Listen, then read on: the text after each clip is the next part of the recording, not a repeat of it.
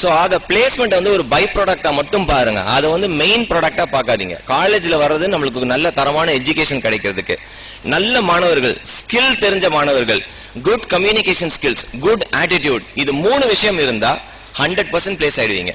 So இங்க இருக்கிற மாணவர்கள் 3 கேட்டகரியா பிரிக்கலாம். ஒன்னு எம்ப்ளாய்மெண்ட்டுக்கு போறது, அதாவது you will join companies like Infosys, Microsoft, Google, TCS, Wipro or any product company, any manufacturing company, civil engineering, வேற யாருக்காவது ஒருத்தருக்கு போய் வேலை செய்யறது, இதுதான் ஜாஸ்தி இருக்க போகுது. சோ இந்த மாணவர்களுக்கு வந்து எம்ப்ளாயபிலிட்டி ஸ்கில்ஸ் தேவை. உங்க காலேஜ் கண்டிப்பா அதுக்கான ட்ரைனிங் கொடுப்பாங்க. ரெண்டாவது முக்கியமான ஒரு கேட்டகரி, இது வந்து தமிழ்நாட்டின் ரூரல் சைட்ல ரொம்ப கம்மியா இருக்கிற ஒரு விஷயம் வந்து ஹையர் எஜுகேஷன். நம்ம ஊர்ல என்ன நினைச்சுக்கிறோம், அமெரிக்கால போய் படிக்கணும்னா நிறைய செலவாகும் நினைச்சுக்கிறோம். அதுக்கான எக்ஸாம்ஸ் இருக்கு.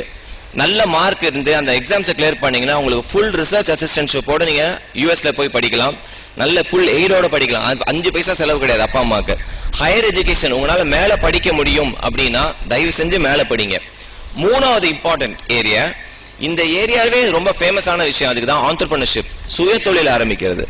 ரைட், இதை வந்து நம்ம ஏன் ரொம்ப பெருசா பேச மாட்டோம்னு தெரியல. கோயம்புத்தூர், சேலம், கரூர், ஈரோடு, திருப்பூர், இங்க எல்லாம் பாத்தீங்கன்னா இது சுய தொழிலுக்கு ரொம்ப ஃபேமஸான ஊருங்க. ரைட், இப்ப இங்க இருக்கவங்க எல்லாரும் நான் வந்து ஐடி கம்பெனில வேலை பார்க்கணும்னு நினைச்சிட்டு இருக்காங்க. என்ன பொறுத்த வரைக்கும் உங்களுக்கு அது வந்து எங்கேயும் உங்க டிஎன்ஏலயே இருக்கு. கரூர் மக்கள் எல்லாருக்குமே இந்த டிஎன்ஏலயே இருக்கு ஆண்டர்பிரினர்ஷிப்ன்ற ஒரு விஷயம். ஆண்டர்பிரினர்ஷிப் அப்படின்றது வந்து ரொம்ப பெரிய விஷயமா பார்க்காதீங்க. ஒரு ப்ராப்ளம் இருக்கு, அந்த ப்ராப்ளத்துக்கு உங்களால சொல்யூஷன் கண்டுபிடிக்க முடியும். சொல்யூஷன் கண்டுபிடிச்சீங்கன்னா அதை விற்கணும், வித்தா பைசா கிடைக்கும், அவ்வளவுதான். அதான் ஆண்டர்பிரினர்ஷிப். 2 உதாரணம். இவங்க 2 பேருமே பெரிய ஆண்டர்பிரினர்ஸ் கிடையாது.